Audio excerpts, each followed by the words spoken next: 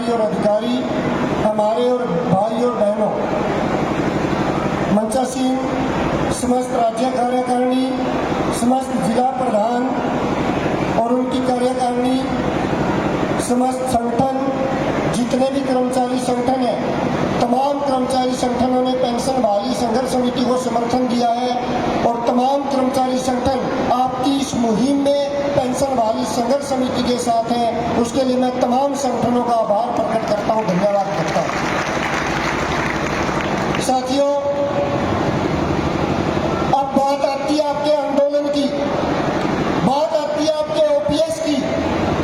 एक तो मैं चाहूंगा जो साथी पीछे खड़े हैं एक बार थोड़ा सा आगे आ जाए ताकि सब तक बात पहुंचे, और जो संदेश हम देना चाहते हैं वो संदेश हर साथी तक पहुंचे और वो साथी उस संदेश को अपने परिवार, अपने गांव, अपने गली, अपने मोहल्ले तक लेकर जाए। साथियों, बात ओपीएस की है। मेरे को पहले ये बताओ, जब हमने 2018 में आंदोलन शुरू किया तो आंदोलन ओपीएस के लिए शुरू किया था या संशोधन के लिए शुरू किया था? जो साथी कहते हैं ओपीएस के लिए क्या था वो दोनों हाथ खड़े करके बताओगे। और अब एक बात और, क्या हमारी लड़ाई यही रोकी जाए या ओपीएस तक लेकर जाई जाए? ओपीएस, ओपीएस, ये आपका साथ और समर्थन मैंने इसलिए मांगा हाथ खड़े करवा के, क्योंकि जिस समय केंद्रीय कैबिनेट ने यूपीएस की घोषणा करी उसी समय मीडिया के साथियों को बुलाकर मैंने उस स्कीम का खंडन किया था और ये कहा था हमारी लड़ाई ओपीएस की है और ओपीएस बहाली तक जारी रहेगी। और एक संदेश आपके आंदोलन का, एक संदेश आपके संघर्ष का, ये हम नहीं दे रहे, अब तो खुद प्रधानमंत्री आपका दबाव और आपका संघर्ष बताने लग रहे हैं। जो सरकार, जो प्रधानमंत्री पिछले 10 सालों से एनपीएस का जिक्र तक करना पसंद नहीं करता था, ओपीएस बहाली की बात तक करना पसंद नहीं करता था, वो कभी जीपीएफ तो कभी यूपीएस की बात करना शुरू कर रहा था। ये आपके आंदोलन की वजह से है। जो साथी ये कहा करते थे कि प्रधान जी आपने मुहिम तो शुरू कर दी, आपके साथ इतने साथी जुड़ तो गए, आपने काफिला तो छोड़ लिया, लेकिन ओपीएस बहाल नहीं होगी।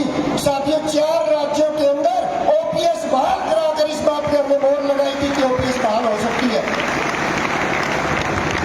और आपके साथ और समर्थन से आज एक बात पर और मोहर लगा रहे हैं साथियों, सिर्फ और सिर्फ ये 1 महीना, जीत की रैली में 6 से 7 महीने मांगे थे आपसे, अब आपसे केवल 1 महीना मांग रहे हैं।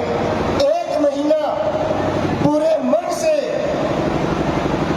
आप पेंशन वाली संघर्ष समिति जो भी निर्णय लेकर आपके बीच में भेजे उसके ऊपर खरा उतर जाना। साथियों, जब अपने जिला स्तरीय आक्रोश मार्च चल रहे थे तो मैं जहां भी गया अंत में मेरी जुबान से एक ही बात निकली कि साथियों 1 महीना साथ दे दो, 1 नवंबर आपको ओपीएस वाला नवंबर होने वाला है। मेरे कंडेन साहब और कई साथी बोलते कि प्रधान जी चुनाव तो 1 नवंबर के बाद है, पहले कैसे ओपीएस बहाल करवा रहे हो? मैंने कहा था भाई पता नहीं सरस्वती बैठी है जीत पे, अब ये तो बहाल होगी और आप देख लो 1 महीने पहले चुनाव होने लग रहे हैं।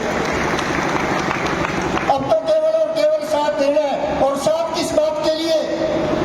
ये बात तो मैं समझ गया कि जब भी आपको पेंशन बहाली संघर्ष समिति बुलाती है, जब भी आपको ये साथी कहीं पर आमंत्रित करते हैं, जितनी हमें उम्मीद होती है उस उम्मीद से बढ़कर आप वहां पर पहुंचने का काम करते हो। और आपने पेंशन बहाली संघर्ष समिति ने जो निर्णय लिया था वोट फॉर ओपीएस का निर्णय, उसके ऊपर लोकसभा चुनाव में भी मोहर लगाने का काम किया था। और आपसे एक विनती करूंगा, विधानसभा चुनाव में भी वो मोहर दोबारा लगा दिए।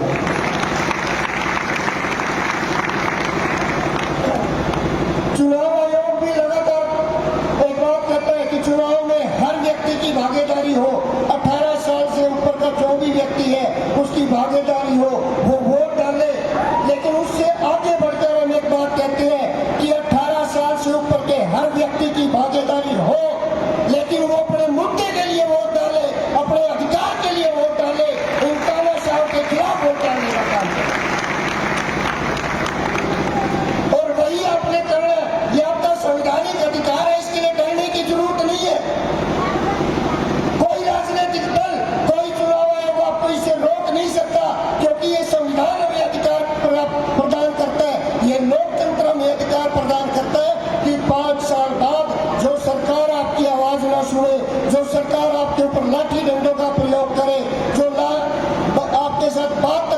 पसंद ना करे, इस एक उंगली की ताकत से उसको घर बैठाने का काम करते हैं।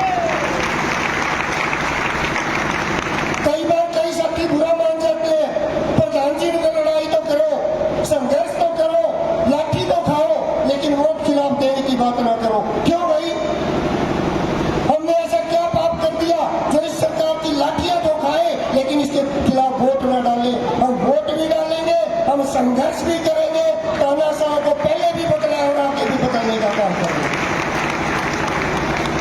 और बात आ गई यूपीएस की, हालांकि मैंने ग्रुपों में देख लिया था, फेसबुक सोशल मीडिया के माध्यम से, कि जितनी एनर्जी पहले थी उससे कहीं ज्यादा गुस्सा और एनर्जी सरकार के खिलाफ आपके मन में अब है। क्योंकि हमने यूपीएस और जीपीएस की तो कभी मांग ही नहीं की, हमने एमपीएस में संशोधन की कभी मांग ही नहीं की। अब एक नई चीज आपने उसका देखा होगा, 2 पेज का नोटिफिकेशन आया है, पढ़ा होगा सभी साथियों ने।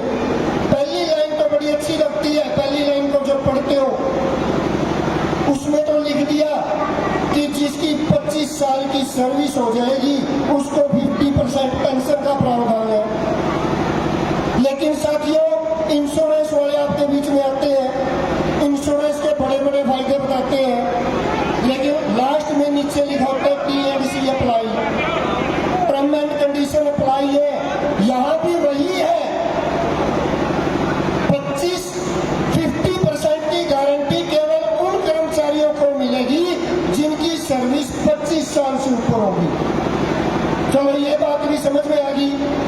लेकिन उसके बाद आपका जितना फंड है, 10% जो आपका काटा जा रहा है, 14% जो सरकार अपने खजाने से डाल रही है, पूरा का पूरा पैसा एन्युटी के रूप में सरकार के पास रहेगा भाई।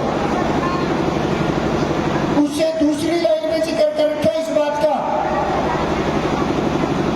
कि जो आपका पैसा है वो स्पष्ट जिक्र नहीं किया क्योंकि वो छुपा रखी है बात। लेकिन उसमें दूसरी बात जो जिक्र की है कि अंत में आपको एक मुश्त केवल 6 सैलरियां मिलेंगी। मान लो अंतिम सैलरी आपकी 50,000 हुई तो केवल 3 लाख रुपए कर देके भेज देंगे, बाकी कुछ नहीं होगा।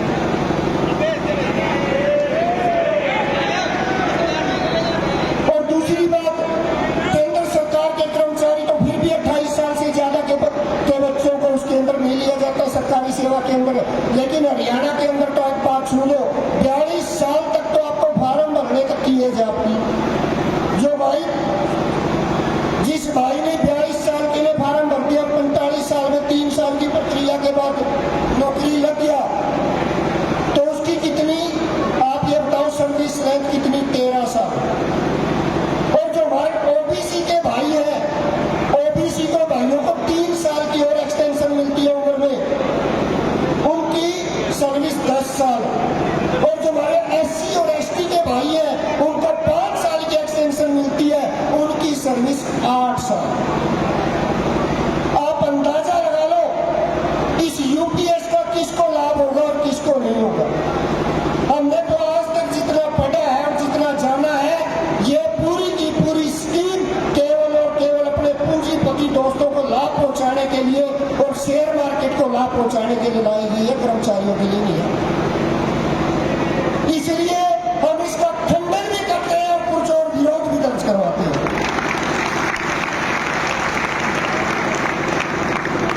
और ना इसमें मेडिकल की सुविधा का कोई जिक्र है, डीए का जिक्र नहीं है, नया ला दिया डीआर। और ये प्रधानमंत्री जी ने एक बहुत अच्छी चालाकी और कर दी कि 1 अप्रैल 2025 से लागू करेंगे।